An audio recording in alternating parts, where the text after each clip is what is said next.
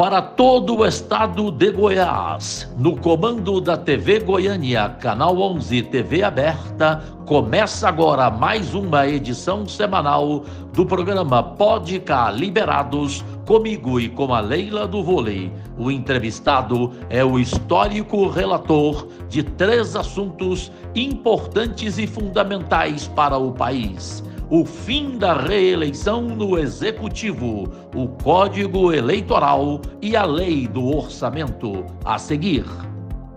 O que por 20 anos não passou de promessa, hoje é uma realidade no estado que dá certo. Uma saúde de qualidade e mais perto de todos os goianos. Goiás agora tem um atendimento regionalizado que virou exemplo para o Brasil. Aumento no número de consultas, queda nas filas de espera para cirurgias eletivas, 8 novos hospitais, incluindo a recém-inaugurada Unidade de Águas Lindas, 6 policlínicas e aumento recorde no número de transplantes de órgãos e tecidos. E se o presente já é uma realidade, o futuro é mais esperança, com a construção do Cora, o maior hospital público de combate ao câncer. Sabemos que ainda há muito a fazer, mas a verdade é que a saúde em Goiás avançou em 5 anos, o que antes só ficava na promessa. Governo de Goiás, o estado que dá certo e que tem o melhor governo do Brasil.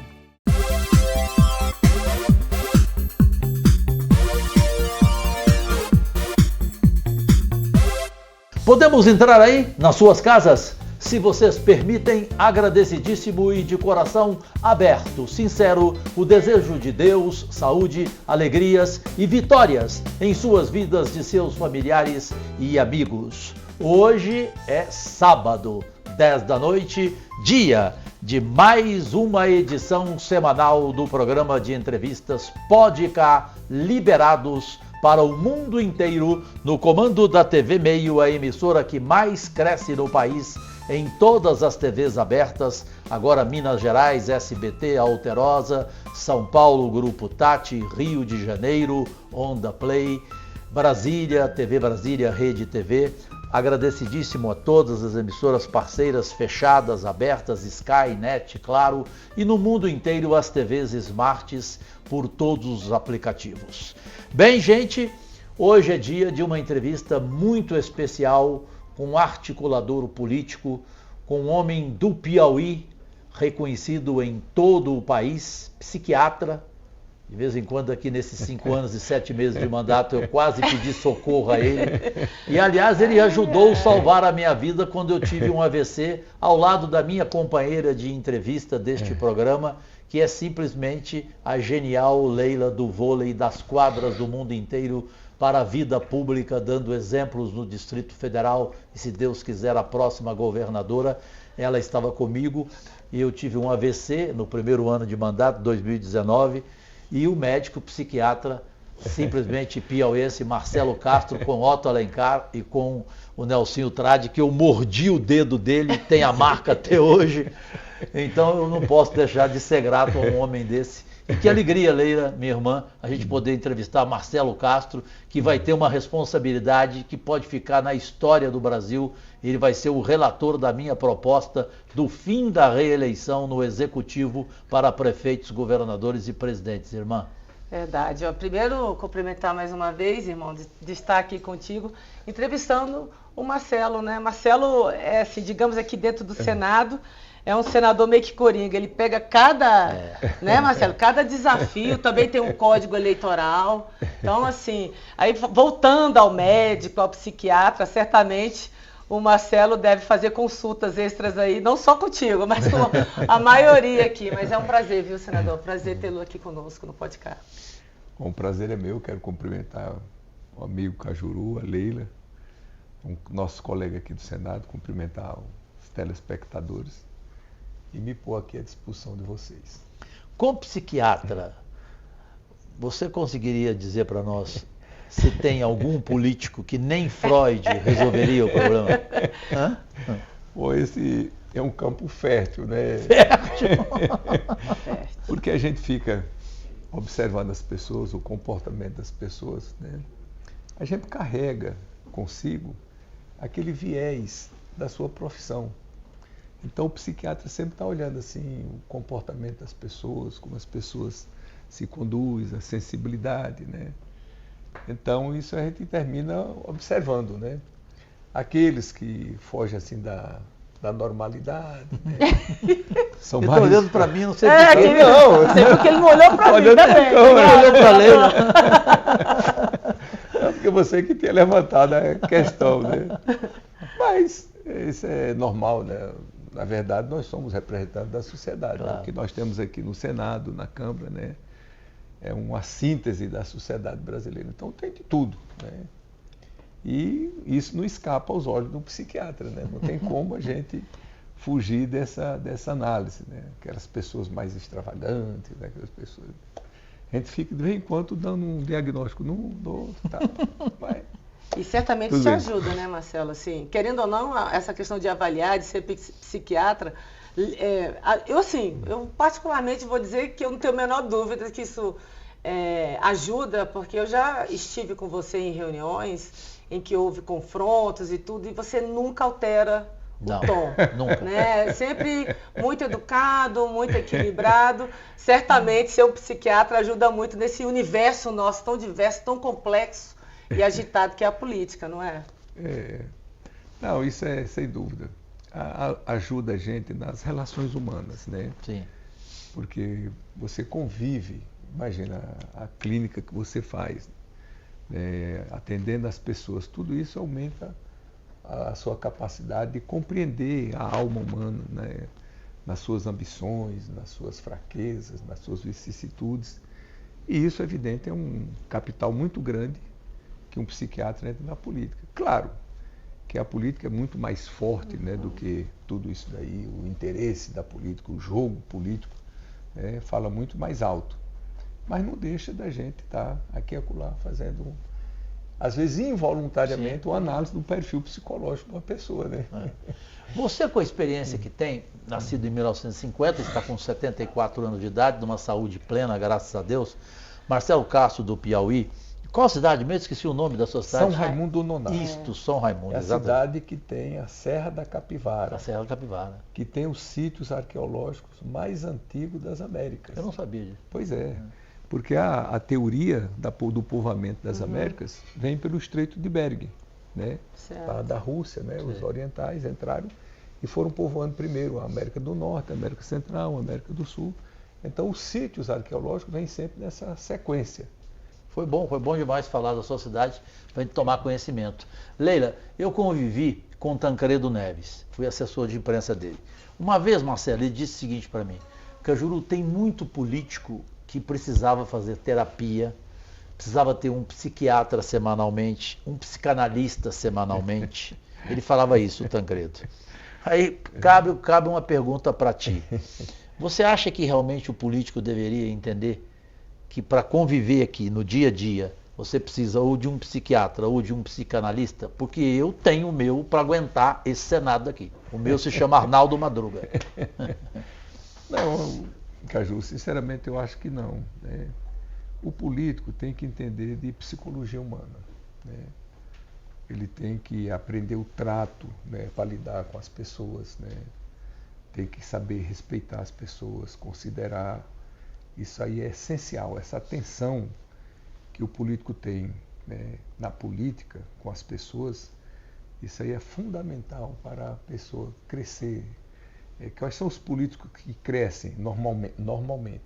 São aqueles que adquirem a confiança da população, a confiança dos outros políticos, né, que se torna uma pessoa crível, uma pessoa acreditada, né, e a pessoa tem que ter ideias próprias, tem que ter projetos, né, tem que saber também conduzir a sociedade, levando propostas para a sociedade, né, e para despertar, né, a esperança nas pessoas. Você é candidato, então você vai para a televisão, você vai para um comício, você vai levar esperança às pessoas, você vai levar um projeto de governo, né?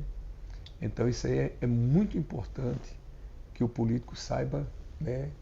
Isso o político faz intuitivamente. Eu acho que não precisaria, né? Se bem que em certas circunstâncias pode ajudar, mas o político ele entende essa psicologia humana melhor do que qualquer outro profissional. né? Porque ele lida diretamente com aquilo que é mais essencial ao ser humano, né? O ser humano nas suas aspirações, nos seus desejos, né? Nas suas fantasias, né? Nas suas aversões, nos seus preconceitos, tudo isso é explorado, né, pelos políticos, e eles fazem isso muito bem. Você veja o Trump lá nos Estados Unidos. Né? Ele explora preconceito de manhã, de tarde, de noite, toda hora, e ganha voto com isso. Por quê? Porque a nossa sociedade, infelizmente, tem muitas pessoas preconceituosas. Né? Leila? Marcelo, você é um político muito experiente, já foi no Legislativo, né? Vereador, deputado estadual, deputado federal, 4 mandatos federal, né? 5, e agora senador, né? Assim, infelizmente, senador só fui um. Pois é, mas se Deus quiser, eu sei que você vai vir para a reeleição e vai dar tudo certo, porque realmente o Piauí... Fé em Deus. Piauí é apaixonado por ele. Piauí é muito bem representado por você aqui. E você viveu, assim, momentos tensos, assim. Eu falo por nós aqui, eu e Cajuru, que chegamos em 2019 aqui, então nós vivemos reforma da Previdência, vivemos a pandemia, e você como médico, você é muito defensor dessa pauta do SUS, e aí eu quero te parabenizar pela sua atuação nesse sentido. Mas voltando nesse cenário desses últimos anos nossos aqui, qual foi o momento mais difícil para você enquanto legislador, enquanto a sua atuação e o momento de votação? Porque eu lembro muito bem que tanto você quanto eu votamos contra a reforma da Previdência. E eu lembro que o debate foi muito acalorado. Acho que nós explodimos também nas redes sociais como traidores da pátria. Uhum. E eu lembro, Marcelo, você nem vai lembrar, no dia da votação, você acompanhando, né, a votação e as falas. E aí você estava na minha frente, eu acho que você não vai lembrar. Aí eu olhei assim, senador, bem tenso. Ele falou assim, a história é implacável, Leila. A história é implacável. Eu não vou me preocupar porque ela é implacável e eu estudo, eu me preparo. Eu sei que lá na frente nós vamos ver se valeu a pena ou não sacrificar tanta gente, principalmente os mais vulneráveis. Eu não esqueço nunca dessa fala do Marcelo. Belo relato. Qual foi o momento mais tenso? Foi esse momento da reforma ou a pandemia? Eu acho, Leila, que foi a pandemia. Certamente. Eu, como médico, que fui ministro da Saúde, né, e vendo a condução do governo, né, tão desastrada, né, da pandemia, realmente foi um momento que quem tem amor à ciência, né, ficou muito chocado. Principalmente a questão da vacinação. Quer dizer, eu vi uma pesquisa, né, feita pelo Datafolha, eu não lembro mais dos números direito, mas parece que os 30% da população do Brasil, na época da pandemia, não acreditava em vacina. Chegou a 30%. Sim, foi uma loucura. 52%. Loucura. Esse número eu me lembro bem, que o Datafolha pesquisou, não acreditavam na vacina chinesa. Olha. Isso. Por quê? Porque tinha um presidente fazendo a desconstrução da vacina e principalmente da vacina chinesa, porque era o produto país comunista, né? Que vinha, porque vinha para São Paulo. Sim. Que estava no Butantã. Questão política. Que o Dória seria um potencial concorrente do presidente então do Bolsonaro. Então tinha uma briga entre os dois. Você imagina, você por um projeto pessoal. Uma coisa humana mesmo. E o coisa, ainda mais, um motivo absolutamente errado, porque o outro, da AstraZeneca, que era feita pelo governo brasileiro, na Fiocruz, o INFA também, o produto básico, vinha da China também. Todos vinham da China. Né? E aí criou essa celeuma, um problema, Leila, que nós nunca tivemos no Brasil. Pois é. O Brasil tem o maior e o melhor programa de vacinação do mundo. Inquestionável isso aí. Desde 1973 que nós temos um programa de vacinação no Brasil com inúmeras vacinas, todas as vacinas de doenças transmissíveis, o SUS dá isso gratuitamente, anos e anos. As nossas vacinações eram sempre acima de 80% e 90%. Com esse advento, o índice vacinal, que já vinha caindo, caiu mais ainda. Então, agora, recentemente, nós aprovamos uma lei, que eu fui o relator, tive o prazer de ser relator, para a gente fazer a vacinação nas escolas. Que também teve outro debate. Outro debate, as pessoas questionando. Mas, meu Deus do céu, quer dizer, a que ponto a ideologia A que ponto? Perturba a cabeça das pessoas. Aí faz um escândalo desse, uma confusão, porque a vacina, não sei o que lá, foi feita muito... Moço, isso criou uma dúvida, uma insegurança, que a gente vê colegas nossos aqui, senadores, discursando, convicto. Sim, contra. Como é que pode ser uma coisa contra? Esse projeto... Familiares, marido com mulher, nós irmão tivemos com vários irmão. votos contra, pessoas contrárias. Sim. Porque nós estamos na iminência, né? Já tivemos a volta, fomos livres de sarampo, o sarampo já voltou. Corremos o risco de voltar à poliomielite. Sim. Já pensou, rapaz? E o surto de dengue, que é sazonal também. Simplesmente porque as pessoas têm preconceito e não vão vacinar suas crianças. Que ponto chegamos do mosquito matar uma pessoa? Pois é. Um mosquito. Ô Marcelo, assim, eu quero até aproveitar e te parabenizar pela atuação na defesa desse projeto, que graças a Deus, mesmo com votos contrários, né, passou e... Agora, Leila, respondendo aqui a outra parte da tua pergunta, o momento mais importante para mim aqui no Senado foi quando eu fui o relator do orçamento, que foi em 2022, um governo acabando e começando um novo governo. E o orçamento de 2023, o Paulo Guedes, para poder dizer que estava encerrando o governo com superávit, ele cortou todas as verbas do país, não tinha recurso para habitação popular. Pela primeira vez na história, desde o velho BNH, que você se lembra da década de 60, nunca o governo brasileiro deixou de ter orçamento para habitação popular, que nós temos um déficit habitacional imenso. Enorme, né? Pois quando eu fui o relator do orçamento em 2022, o orçamento que estava previsto, que o Paulo Guedes mandou para cá, para 2023, era irrisório. 36 milhões de reais. Ora, isso aí não faz. Eu usei a tribuna para bater. Isso não dá para fazer habitação num bairro de Teresina, de uma cidade. Perfeito. Imagine para todo o país. Não tinha dinheiro para merenda escolar. Não tinha. Nós vimos aqui, professor, Transporte dividindo escolar, ovo. Pagar uma Ovo. banda de um ovo para uma criança, Verdade. um aluno, uma banda de ovo. Quando que se viu isso? Um país como o Brasil, pelo amor de Deus. Que isso? Não tinha dinheiro para a farmácia popular. Eu me lembro que eu dei uma entrevista na época, eu digo, além de ser uma desumanidade, é uma burrice. Porque se a pessoa não toma o remédio para hipertensão, se não toma o remédio para diabetes, vai ter complicações e o SUS vai gastar. Exatamente. São as doenças que mais matam no mundo. Sobrecarregado, que já hipertensão e diabetes. Nós conseguimos aumentar o orçamento de Minha Casa Minha Vida para 10 bilhões de reais. O orçamento do DENIT, ele era só 6,7 bilhões de reais. Eu fui aos técnicos do DENIT e digo, gente, me digam aqui honestamente, quanto o DENIT precisa por ano apenas para manter, para conservar as estradas? Não é para construir nada, nem um metro de asfalto, nem uma ponte, nada, só para conservar. Isso, no mínimo 8 bilhões de reais. Olha, o dinheiro que veio não dava nem para conservar as estradas. Imagina as estradas que estavam sendo feitas no Brasil, as pontes que estavam sendo construídas, tudo seria paralisado. Para variar, né? Aí foi quando nós tivemos, né, a ideia de fazer aquela PEC da transição, que nós criamos um espaço orçamentário e pudemos então botar 10 bilhões para o Minha Casa Minha Vida, botar 22 bilhões para o DENIT, e depois veio o arcabouço fiscal, que agora fixou um mínimo, né, de gasto para o país, que é o país está andando. Então, graças a Deus, as nossas rodovias melhoraram muito, novas rodovias estão sendo construídas, o Minha Casa Minha Vida agora deslanchou, estão executando milhares de habitações populares. Então, esse foi um momento assim, muito importante da minha vida, porque foi uma responsabilidade muito grande. A imprensa, no começo, me atacou muito achando que era um gasto de uma gastança desenfreada. Essa era a narrativa. Eu chamei a imprensa para se colocar no meu lugar, relator geral do orçamento, com a responsabilidade de fazer o orçamento do país para o ano seguinte. Como é que eu faria um orçamento sem ter dinheiro para a farmácia popular, sem ter dinheiro para a merenda escolar, sem ter dinheiro para conservar as estradas, sem ter dinheiro para Minha Casa Minha Vida, dentre tantas outras deficiências, né?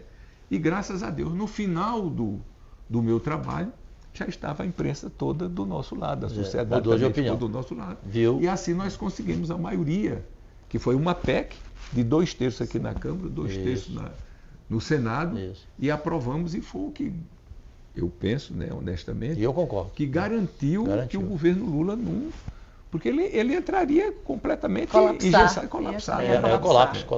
Ó, aproveitando, como relatora, você já está na história em relação ao orçamento.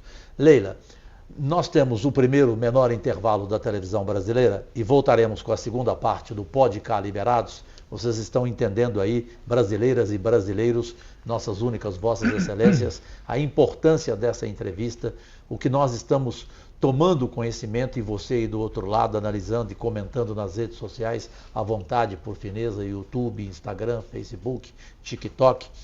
Mas agora o Marcelo Castro, senador do Piauí, também poderá ficar na história do Brasil, porque coube a ele a relatoria de uma proposta minha, entre tantas, a minha foi a escolhida pelo presidente do Congresso Nacional, Rodrigo Pacheco, para o fim da reeleição no Brasil, no Executivo.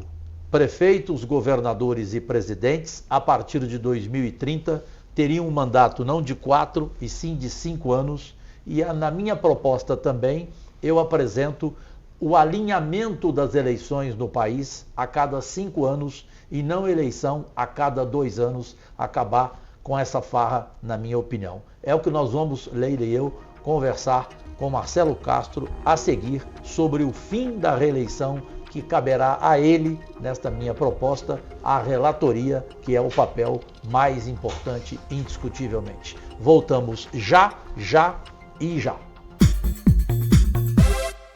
O que por 20 anos não passou de promessa, hoje é uma realidade no estado que dá certo. Uma saúde de qualidade e mais perto de todos os goianos. Goiás agora tem um atendimento regionalizado que virou exemplo para o Brasil. Aumento no número de consultas, queda nas filas de espera para cirurgias eletivas, 8 novos hospitais, incluindo a recém-inaugurada Unidade de Águas Lindas, 6 policlínicas e aumento recorde no número de transplantes de órgãos e tecidos. E se o presente já é uma realidade, o futuro é mais esperança, com a construção do Cora, o maior hospital público de combate ao câncer. Sabemos que ainda há muito a fazer, mas a verdade é que a saúde em Goiás avançou em 5 anos, o que antes só ficava na promessa. Governo de Goiás, o estado que dá certo e que tem o melhor governo do Brasil. Voltamos, senhoras e senhores, nossos únicos patrões, com a segunda parte do Podcast Liberados deste sábado, 10 de agosto de 2024, para o mundo inteiro, no comando da TV Meio, a emissora que mais cresce no país. Bem, com o piauiense Marcelo Castro, que daqui a pouco eu vou falar o que eu mais ouvi no Piauí, onde estive por 3 dias em Teresina, Leila do vôlei, essa rara mulher que me acompanha neste programa prazerosamente, o que falam de você lá em relação ao período quando você assumiu o Ministério da Saúde. Mas eu deixei o assunto da reeleição, mas me permita aqui. Pergunta lá, Cajuru. Eu sou teimoso. Eu quase que entrei e falei, vou deixar o Marcelo continuar para depois fazer uma surpresa para ele. Se prepara, Leila. Vem cá, voltando à psiquiatria. Você não acha que em função da pandemia o Bolsonaro precisava de um psiquiatra e o Lula, em função do Maduro, não precisa também de um psiquiatra? Olha a pergunta lá, Cajuru. Vamos ver se você dá conta de responder com toda essa experiência política. Marcelo, tá demorando. Rapaz, você agora me pegou, viu? Eu estou lembrando de um vereador que tinha lá em Teresina, já morreu há muito tempo. Ele era coronel da polícia. Ele era muito durão, falava muito firme. Aí toda pergunta que o jornalista fazia a ele, que ele não achava agradável, ele dizia, vou dar o calado por resposta. Boa. Você vai fazer isso comigo? Mas vai me deixar. Você vai fazer isso comigo? Aí, Leila, essa foi boa. Boa, isso é enxadrista. Isso é checkmate. Isso é um vespeiro tão grande. É melhor não entrar então, é? É melhor não entrar nesse negócio. Mas eu concordo com você nessa parte do presidente Lula, que eu acho que ele está no caminho que ele precisa avançar mais um pouco para ter uma posição mais firme, né, na condenação do regime ditatorial, que não há nenhuma dúvida sobre isso, da Venezuela, né? Então, por mais que ele tenha uma identificação com a esquerda, com Maduro, que o recepcionou aqui, que, aliás, na época eu não bati palmas para isso. Eu subi na tribuna e critiquei o Lula. Pois é. Então, eu acho que o Brasil precisa andar mais firmemente no sentido da defesa, de maneira sem nenhum questionamento, da democracia, do Estado de Direito, do respeito, né, aos direitos fundamentais do ser humano. Que nada disso está sendo cumprido na Venezuela. E a decisão então, do povo também. Acho que toda a sociedade brasileira e o nosso presidente em especial tem que ter uma posição mais firme, mais franca, mais clara na condenação do regime do Maduro. E agora, evidentemente, há um consenso mundial de que a eleição foi usurpada. Sem nenhuma dúvida. Então, não precisa o governo ficar com tantos melindres, não. Acho que pode ter uma postura mais franca. Agora, sobre Bolsonaro, você não acha que ele precisaria de um psiquiatra em relação à pandemia? O Bolsonaro, se ele tivesse um psiquiatra, ele não falaria que a vacina, se você tomasse, você viraria jacaré. Ele precisava de psiquiatra, né? Acho que ele e as pessoas que estavam em torno dele, ao redor dele, não teve ninguém para falar. Isso é um malefício muito grande. A gente não pode brincar com a ciência. Não pode. Leila e Caju. E ele brincou. Essa história do conflito entre as crendices, as crenças e até a religião e a ciência, isso é desde que o mundo é mundo. E primeiro as pessoas levavam uma facada, botavam estrume de gado dentro da facada. As coisas assim. Aí faziam orações e tal, e faziam promessas para a pessoa curar. O que cura? O que é que cura? É a ciência, Sim.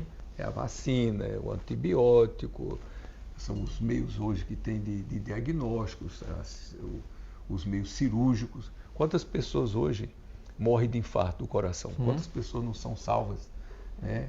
Com o cateterismo, vai lá, bota o stentezinho na artéria, a pessoa volta, fica normal, vai levar a sua vida normal. Então, claro que as pessoas têm suas crenças, têm todo o direito de ter suas crenças, mas a crendice não pode conflitar com a ciência. Não. A ciência tem sempre que prevalecer.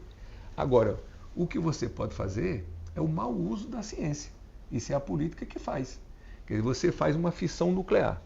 Com essa fissão nuclear, você pode fazer energia para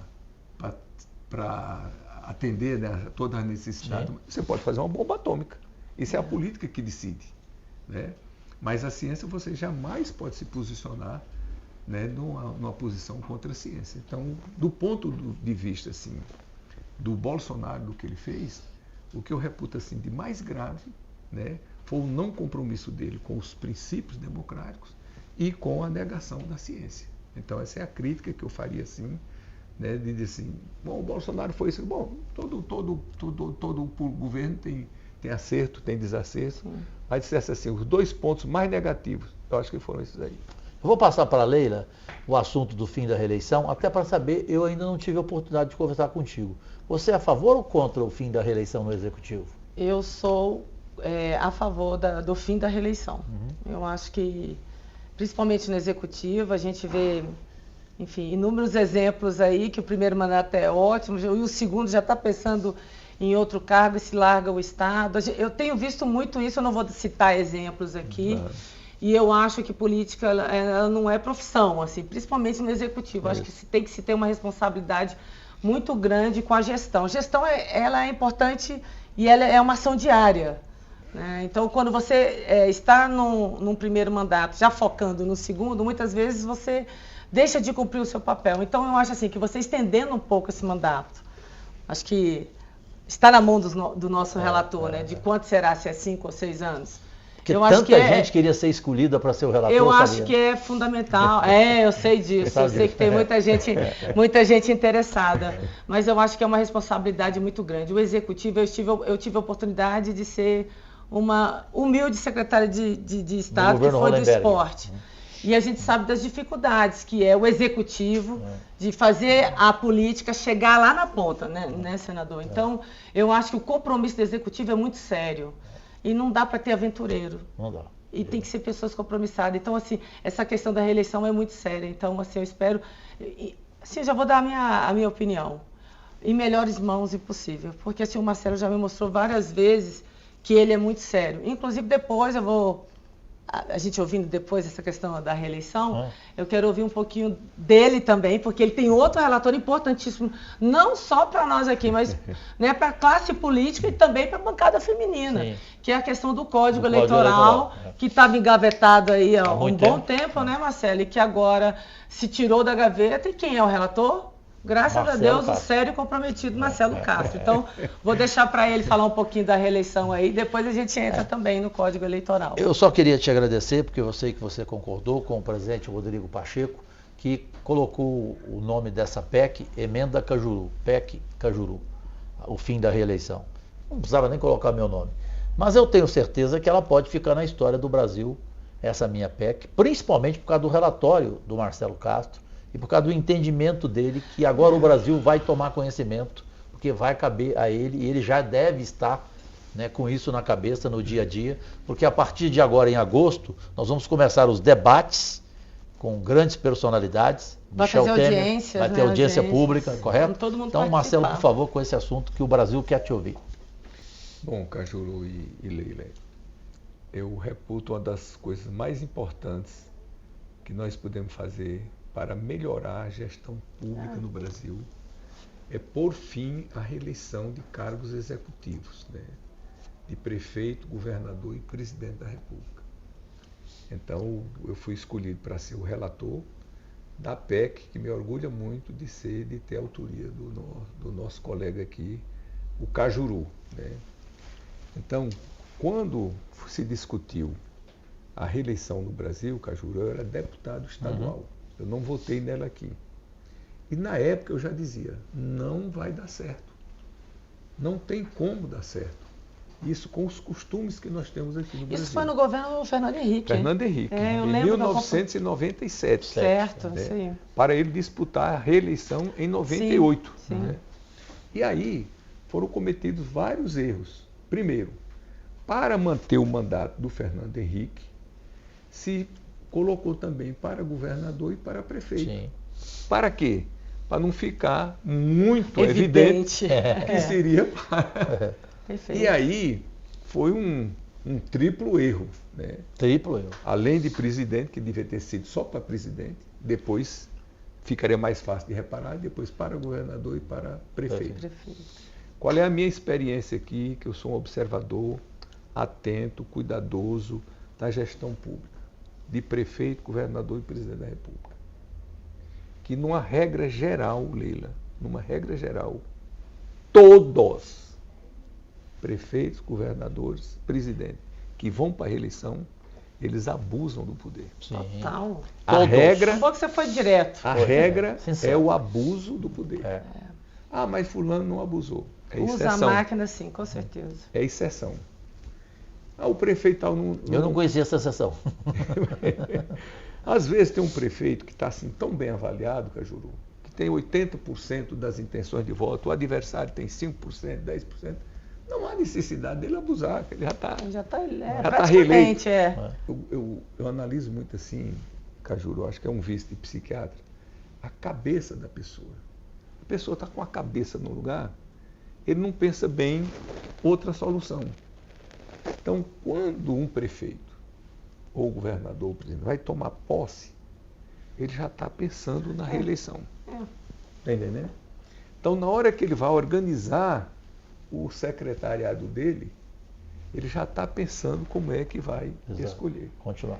Eu tenho um prefeito, amigo meu, que me disse isso. Marcelo, lute todos os dias da sua vida para pôr fim à reeleição.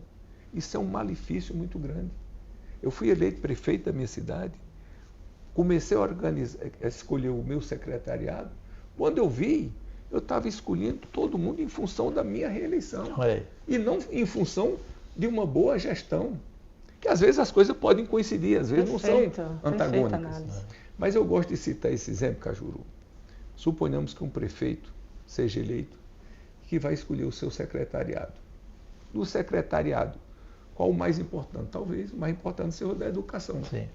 E que tenha um professor emérito, respeitado, querido, né, no meio intelectual, no meio cultural da cidade, que todo mundo tem aquele conceito, aquela Uma reverência. liderança, né? Uma liderança educacional, Sim. mas que não tem voto. E tem um outro pretendente também a ser secretário de Educação, que não tem os predicados do primeiro, mas que tem voto. Eu faço a pergunta, qual é que o prefeito vai escolher? Porque, no mínimo, Leila, no mínimo já criou um conflito. Já. Está entendendo? Começa aí. Ao passo que se o prefeito não tivesse o direito à reeleição, fosse um mandato de 5 anos, como o Cajuru quer, sem direito à reeleição, eu não tenho a menor dúvida que esse conflito não existiria e ele escolheria o melhor secretário, o professor mais preparado. Por quê?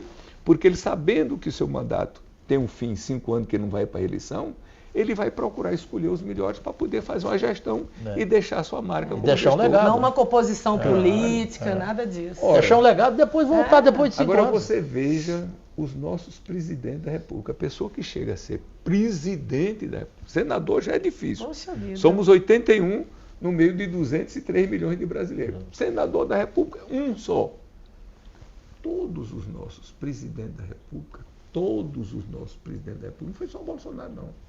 Todos abusaram do poder. Sim. Digo isso com toda tranquilidade. Eu concordo. Ora, imagine um presidente que está sendo vigiado pelo país inteiro. Um presidente que tem a obrigação de ter uma formação, não é? Sim. De respeitar os princípios e tudo. O compromisso dele. Se eles abusaram do poder, imagine o que os governadores de estado não fazem. Imagine o que os prefeitos não fazem. Perfeita análise. Então, isso é um malefício muito grande que a política fez à gestão pública no Brasil. E aí, eu desde que cheguei aqui, Cajuru, a minha primeira PEC, quando eu cheguei aqui, deputado federal em 1999, que eu fui eleito a primeira vez em 98, logo com um mês eu apresentei uma PEC. Essa PEC que você apresentou agora. Fim da reeleição, mandato de 5 anos e coincidência do mandato. De lá para cá eu venho lutando todos os dias da minha vida para pôr fim. Por isso que tinha que ser você o relator. Então melhor. Já, inclusive, aprovamos uma vez na Câmara, possível. veio para o Senado, aqui não deu seguimento. E agora você teve essa clareza aí de apresentar essa PEC. Eu coincidiu de ser o relator. E agora eu acho que é uma conscientização maior da sociedade brasileira. Você acha que é o time certo? É agora da Eu gente acho que debater? agora é um time certo. Perfeito. Essa pergunta é boa. O time certo é agora. E eu acho que há uma conscientização da classe política, que é um malefício muito grande a reeleição. E a desigualdade. Onde é que há igualdade de disputa se um está no comando, fazendo as coisas, decidindo, e o outro lá fora? Só a visibilidade que dá. E ainda se fez uma coisa mais errada ainda. É que o gestor possa disputar o cargo no exercício do mandato. Aí é que ele abusa mesmo. Nossa Senhora. Quer dizer, quem não é prefeito, quem não é governador, que é um secretário, por exemplo, ele tem que se afastar para poder se candidatar a deputado. É o governador opcional, né? Ora, o prefeito que tem a caneta na mão, o governador que tem a caneta na mão, o presidente não precisa se afastar. É desproporcional, realmente desigual. Um desequilíbrio. Bom, quer dizer, o Brasil inteiro agora, pela primeira vez, tomou conhecimento que o relator dessa minha PEC, simplesmente ele vai aprovar a proposta que eu apresentei de 4 para 5 anos o mandato a partir de 2030 de prefeitos, governadores e presidentes. E aí, Leila, eu sei que você também tem uma opinião semelhante, que é a de alinharmos as eleições a partir de 2030 a cada 5 anos e acabarmos com essa farra de eleição a cada 2 anos. Isto é possível na sua visão como relator ou é mais difícil? Não, isso é possível também. Quanto a isso, Cajuru, eu devo confessar que há um menor consenso. Né? Umas pessoas acham que as eleições não deveriam ser casadas. O fim da eleição passa aqui rindo. Hoje tem 56 votos. Pois é, eu confio. Agora, eu não sei o alinhamento das eleições, é que eu não sei, que eu queria te ouvir. Não, eu acho que passa também. Passa? Qual é o maior obstáculo, se assim... As pessoas têm uma concepção de que as eleições não deveriam ser num dia só. Né? Eles acham que pode ter uma influência nacional verticalizada de ponta a ponta. Eu já tive uma eleição casada que foi em 1982, a primeira vez que eu fui candidato. Me lembro. Isso não ocorreu.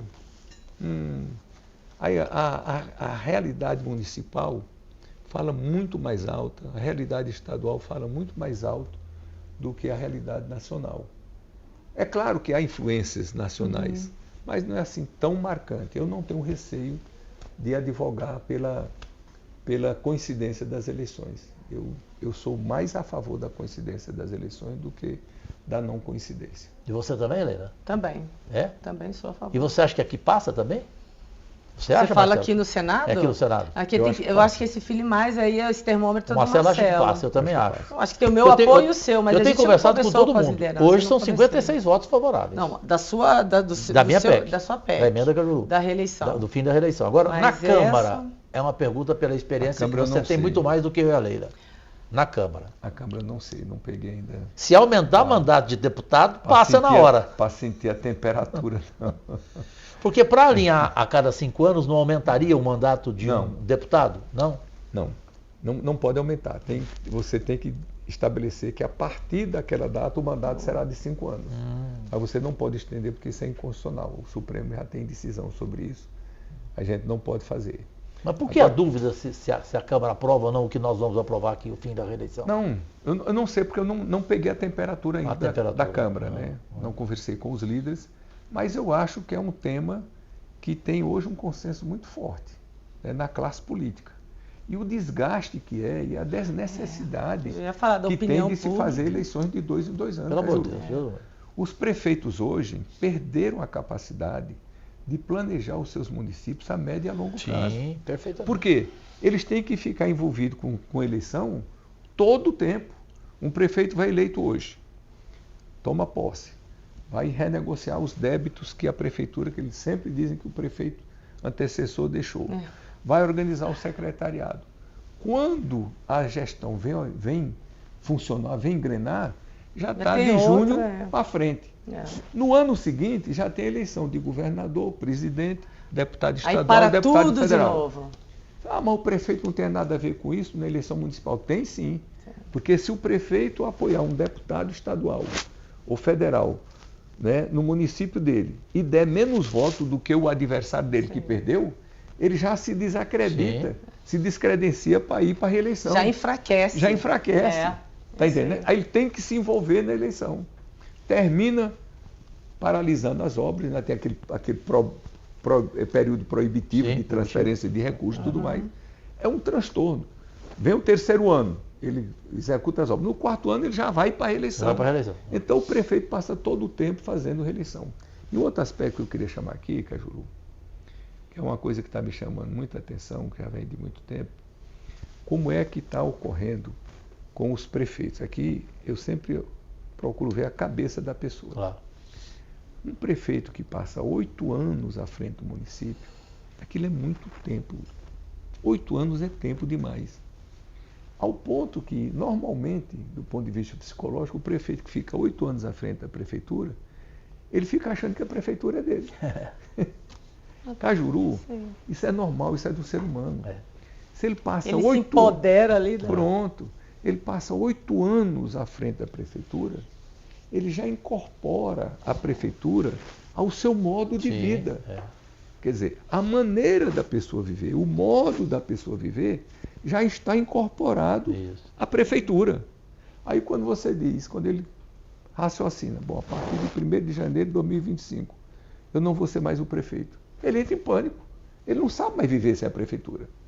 Aí o que é que está ocorrendo no Brasil inteiro? A pessoa não quer mais deixar de ser prefeito. O que é que ele faz? Pega e bota um sobrinho. Exatamente. Uma sobrinha.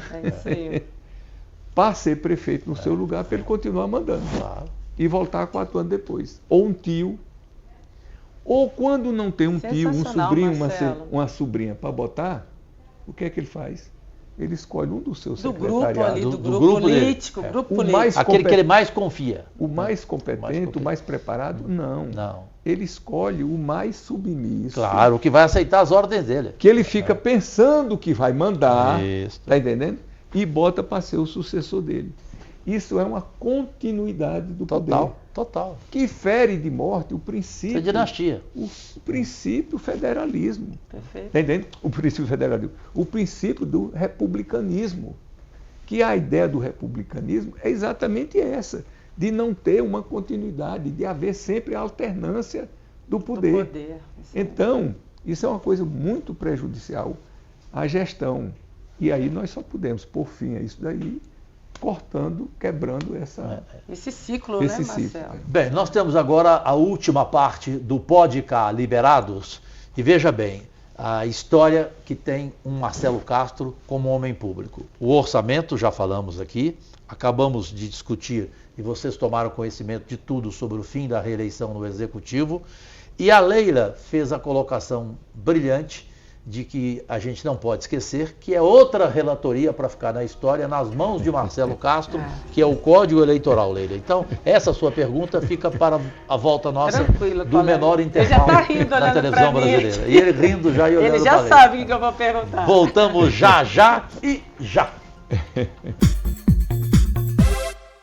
O que por 20 anos não passou de promessa, hoje é uma realidade no estado que dá certo. Uma saúde de qualidade e mais perto de todos os goianos. Goiás agora tem um atendimento regionalizado que virou exemplo para o Brasil. Aumento no número de consultas, queda nas filas de espera para cirurgias eletivas, 8 novos hospitais, incluindo a recém-inaugurada Unidade de Águas Lindas, 6 policlínicas e aumento recorde no número de transplantes de órgãos e tecidos. E se o presente já é uma realidade, o futuro é mais esperança, com a construção do Cora, o maior hospital público de combate ao câncer. Sabemos que ainda há muito a fazer, mas a verdade é que a saúde em Goiás avançou em 5 anos, o que antes só ficava na promessa.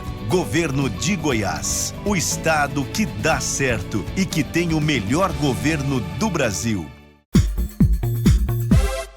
Brasileiras, brasileiros, minhas únicas vossas excelências, voltamos para a última parte desta entrevista especialíssima em que o Brasil toma conhecimento pela primeira vez de assuntos fundamentais na política. E nesta última parte é a Leila quem começa, porque foi o terceiro tema depois do orçamento do fim da reeleição, o Código Eleitoral, Leila do vôlei para o mundo e para a vida pública, graças a Deus. Obrigada, meu irmão. Marcelo, deixa eu perguntar para você. Nós já fizemos pelo menos 2 ou 3 reuniões sobre o Código Eleitoral com a bancada feminina. E eu quero te agradecer. Todas as vezes que nós solicitamos esse momento com você, você nos atendeu prontamente. Nós estamos ali trabalhando o Código Eleitoral e tem alguns itens que, para a bancada feminina, eu estando hoje líder da bancada feminina, eles são fundamentais. Um deles, acho que eu vou tocar no principal, que é a garantia dos 20% das cadeiras. Nós temos hoje 5.565 municípios e pelo menos 900 desses municípios não tem uma mulher numa Câmara Municipal, numa Assembleia. É verdade. Então, assim, a gente entende o cenário e a importância, hoje não temos a menor dúvida da importância da participação feminina na política e a garantia desta participação nessas assembleias, dessas câmaras. E aí eu gostaria de saber de você se essa conversa, as últimas conversas que nós tivemos, eu já ouvi e já li através dos meios de comunicação, mas eu gostaria que você passasse para o nosso telespectador, aqueles que estão nos acompanhando aí no programa, se de fato você vai cumprir o que você conversou com a bancada, a questão dos 20%, a garantia desses 20%, das cadeiras nas assembleias da participação feminina. Aê! Com certeza. Leila. Gostou, Leila? Não, isso é um clamor de todas nós. Clamor. Quando eu fui o relator da reforma política, em 2015, que eu era deputado na Câmara, eu fiz um levantamento, Cajuru, dos parlamentos do mundo inteiro. Constatação: a subrepresentação feminina na política, nos parlamentos, é universal. Quais são os países em que as mulheres têm uma participação mais efetiva? São nos países em que o sistema eleitoral é de lista fechada, com a obrigatoriedade de alternância de gênero ou não. Mas só em botar a lista, que aí você não vota numa pessoa, você vota no partido, né? São os países que têm uma participação feminina maior. Sim. Aqui na América Latina, nós temos o exemplo do México do México, temos agora uma presidente. Né? Pois bem, ocorre é que o Brasil tem uma posição de uma participação feminina no nosso parlamento, nas nossas assembleias, nas câmaras municipais, que é vergonhosa, é constrangedora. Nós somos, a última vez que eu pesquisei, o 135º país Meu Deus. que tem a menor participação feminina na política. Que é isso? Uma época que eu pesquisei, nós perdíamos para o Irã. Como é que pode? Um regime daquele que as mulheres não podem mostrar o cabelo, tem que andar de boa, tá entendendo? Lá tinha, na época que eu pesquisei, mais do que o Brasil. Do que o Brasil. Que é isso? Nós já temos tentado várias maneiras de melhorar a participação feminina. E eu tenho uma visão muito clara, e aqui reforçando o que a Leila diz, nós temos quase 1.000 municípios que não tem uma mulher. Nós temos quase 1.500, Leila, que só tem uma mulher. Uma mulher. Isso mesmo. E o que nós estamos colocando no Código Eleitoral, de acordo com o que nós discutimos com a bancada feminina, é que nós vamos criar uma reserva de cadeiras para as mulheres, de pelo menos 20%. Então o Piauí tem 10 deputados federais. O Piauí todo ano mandará para Brasília, para a Câmara, pelo menos 2 mulheres. Então nós já tivemos na eleição atrasada 4 mulheres. Bom, se vierem 4, tudo ótimo. Isso. Mas atualmente nós elegemos só uma. Então, como ele foi eleita só uma, teria que ser no mínimo 2. Então teria que eleger mais uma outra. Se nós fizermos isso daí, Cajuru, eu não tenho dúvida que nós aumentaremos a participação feminina aí para em torno de uns 30% do Congresso. Não teremos nenhuma Câmara Municipal que não tenha pelo menos 2 mulheres. Pelo menos 2. Não teremos nenhuma Assembleia Legislativa que o mínimo de deputados estaduais são 24, né? Pelo menos 5 mulheres em todas as Assembleias Legislativas do Brasil, e isso, a pessoa sendo empoderada, ela sendo vereadora, ela sendo deputada estadual, ela sendo deputada federal, fica mais fácil dela se manter e fica mais fácil também dela lutar, né, para botar mais mulheres na política. Então eu acho que esse é um caminho. Por que isso?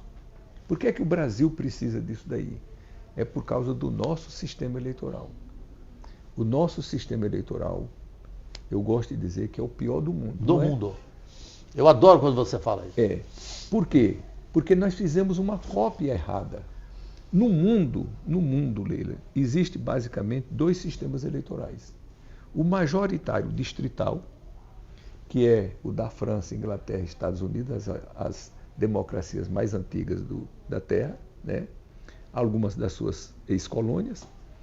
E você vota no distrito, você vota na pessoa, escolhe o seu candidato, mas você vota no distrito, um lugar restrito. Ora, para você votar numa pessoa, qual é a condição sine qua non?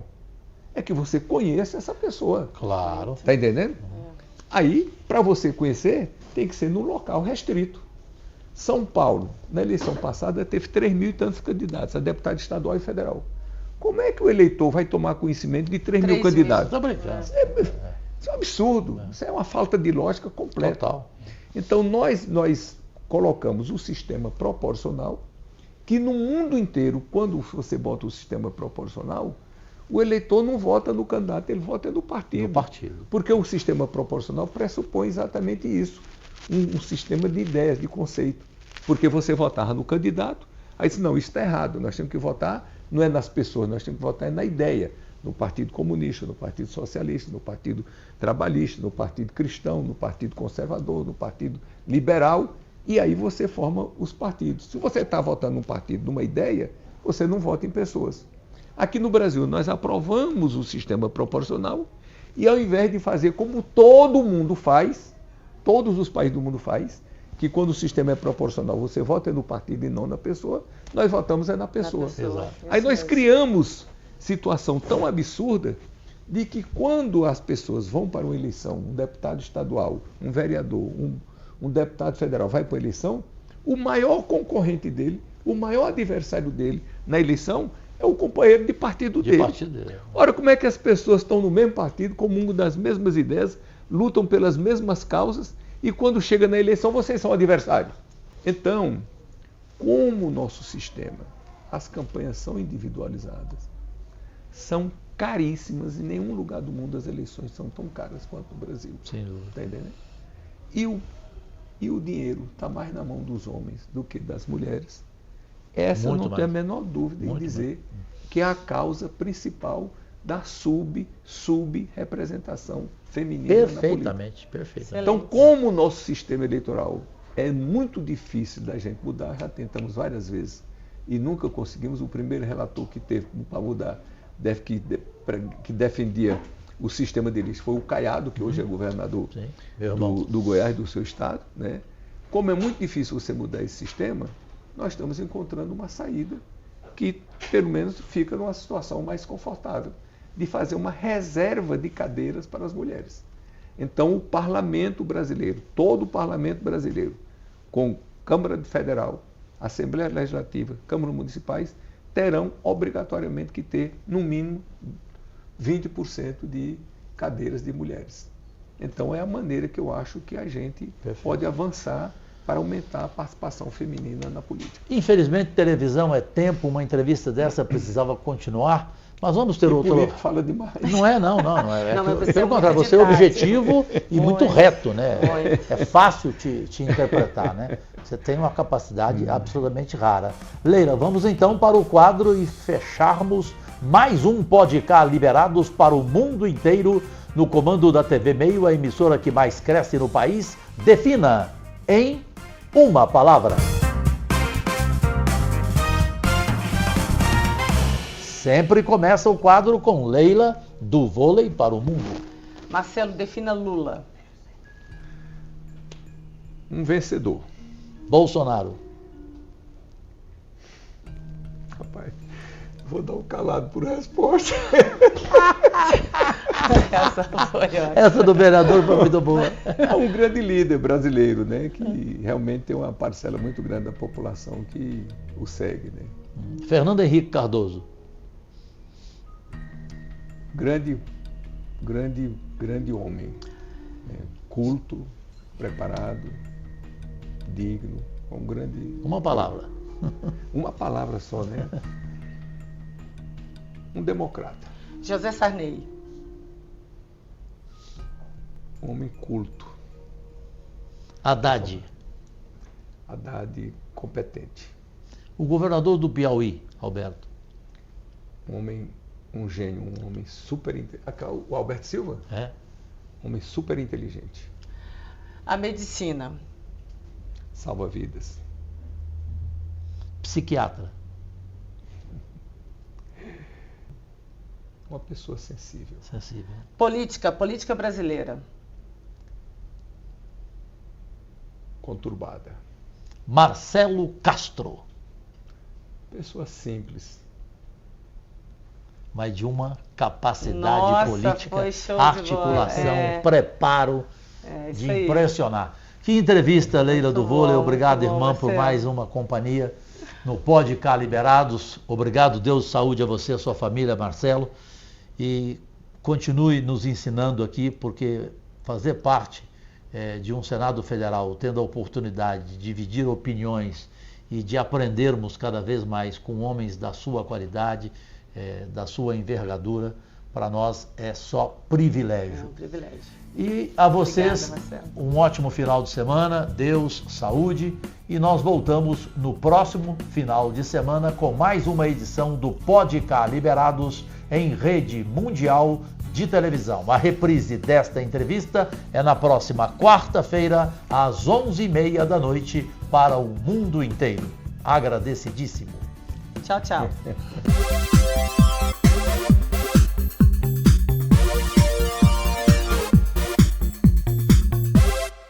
Acabamos de ver para todo o estado de Goiás, no comando da TV Goiânia, Canal 11, mais uma edição semanal do programa Pode Cá Liberados, comigo e com Leila do Vôlei. Reprise na próxima quarta-feira, às 11h30 da noite. Agradecidíssimo.